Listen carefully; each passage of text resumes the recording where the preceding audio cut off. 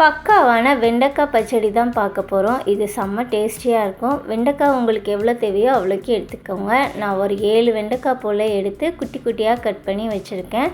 இப்போ ஒரு கடாயில் 2 டேபிள் ஸ்பூன் போல் தேங்காய் எண்ணெய் தான் சேர்க்கணும். கொஞ்சமாக ஜீரகம் சேர்த்துக்கோங்க. தேங்காய் எண்ணெய் சேர்த்தா தான் அந்த ஃப்ளேவரே சூப்பராக இருக்கும். இப்போ வெண்டைக்காவை கட் பண்ணி வச்சுருக்கோம்ல, அதை நல்லா ரோஸ்ட் பண்ணி எடுத்துக்கணும். இந்த பச்சடி சுட சுட சாதத்துக்கும் சூப்பராக இருக்கும், வெரைட்டி ரைஸ்க்கும் நல்லாயிருக்கும். ஆனால் சப்பாத்தியோடு சாப்பிடும் போது சூப்பராக இருக்கும். குழந்தைங்க நல்லா என்ஜாய் பண்ணி சாப்பிடுவாங்க. கொஞ்சோண்டு உப்பு சேர்த்துட்டு நல்லா வதக்கி ரோஸ்ட் பண்ணி எடுத்துக்கோங்க. இப்போ ஒரு மூடி போட்டு வச்சுட்டதுன்னா நமக்கு சீக்கிரமாக வதங்கி வந்துடும். இந்த மாதிரி நல்லா வதங்கும் போது வெண்டைக்காய் நல்லா வெந்து அந்த பிசு பிசு தன்மையும் இல்லாமல் சூப்பராக இருக்கும். இந்த மாதிரி ஹெல்த்தியாக செஞ்சு கொடுத்தா குழந்தைங்க நல்லா என்ஜாய் பண்ணி சாப்பிடுவாங்க. இந்த மாதிரி வதக்கினதுக்கப்புறம் அதை நம்ம தனியாக எடுத்து வச்சுருக்கணும். இது நல்லா வெந்துருச்சு. பெருசு பெருசாக கூட நீங்கள் கட் பண்ணி சேர்த்துக்கலாம், நல்லாயிருக்கும். ஆனால் குட்டி குட்டியாக கட் பண்ணி போடும்போது கொஞ்சம் சீக்கிரமாக நமக்கு வேலை முடிஞ்சிடும். இப்போ அதே கடாயில் ஒரு பச்சை மிளகாவை கீரி சேர்த்துக்கோங்க.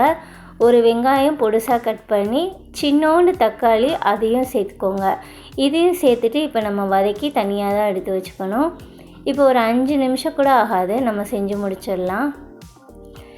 இது கூட கொஞ்சம் வெண்டைக்காய்க்கும் நம்ம ஆல்ரெடி உப்பு சேர்த்துருக்கோம். இந்த வெங்காயம் தக்காளிக்கு ஏற்ற மாதிரி கொஞ்சம் தான் உப்பு சேர்க்கணும், நிறைய சேர்த்தா உப்பு ஆயிரும். இது நல்லா வதங்கட்டும். இப்போ கொஞ்சோண்டு மஞ்சள் பொடி சேர்த்துக்கோங்க.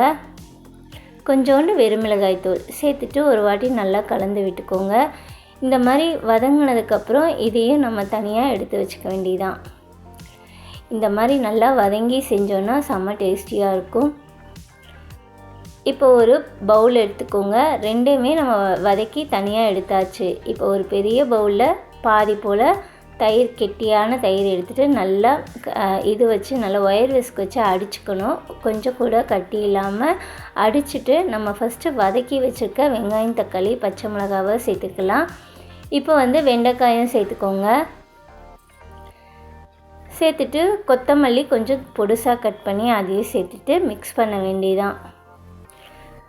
காரம் வேணும்னா இன்னும் கூட கொஞ்சம் மிளகாய்த்தூள் சேர்த்துக்கலாம். நான் கொஞ்சமாக அந்த ஒரு பிஞ்சு தான் சேர்த்துருக்கேன், வெறும் மிளகாய்த்தூள் தான். இப்போ ஒரு ஒயர் விக்ஸ் வச்சு நல்லா மிக்ஸ் பண்ணிக்கோங்க. அவ்வளோதான், நம்மளோட வெண்டைக்காய் பச்சடி சூப்பராக ரெடி ஆயிடுச்சு.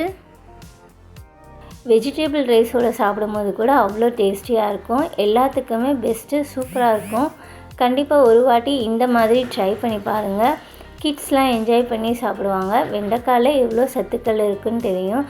சில பேர் காரக்குழம்பு இந்த மாதிரிலாம் சாப்பிடாத டைமில் நம்ம இந்த மாதிரிலாம் செஞ்சு கொடுக்கலாம். கொஞ்சம் உப்பு கம்மியாக இருந்துச்சுன்னா இன்னும் கூட கொஞ்சம் சேர்த்துக்கலாம் லாஸ்ட்டாக. அவ்வளோதான், நம்மளோட வெண்டைக்காய் தயிர் பச்சடி ரெடி ஆயிடுச்சு.